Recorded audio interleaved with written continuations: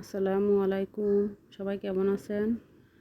আলহামদুলিল্লাহ, আল্লাহর রহমতে আমিও ভালো আছি।